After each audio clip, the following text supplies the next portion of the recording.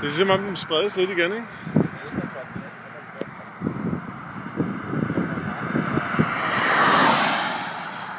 Altså det, som vi står og kigger på, det er det, som jeg for 5 minutter siden håbede på vil blive til en tornado. Det bliver nok bare til temmelig massivt regnvejr. Men man kan aldrig vide, jeg har ikke så meget forstand på sådan noget. Hvad er det sådan nogle skyer hedder? Det må du kunne fortælle lidt om. Det er cumulonimbus, optøjet cumulusskyer. Det er dem, der udvikler sig til regnbyer og giver stormvejr, og som kan udvikle sig til superceller, som giver tornadoer.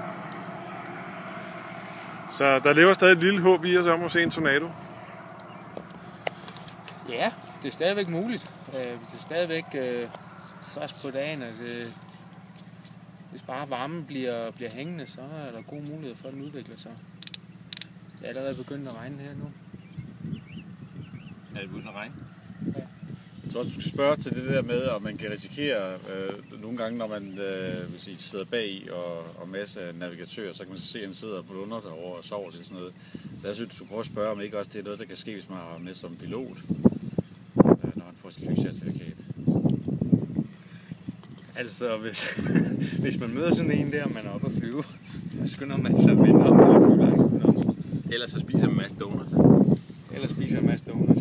Det løser alt problem. Donuts, det er helt sundt. Det er lidt så det hele synd. Hvis ikke donuts, så har man fået en løsning på det hele.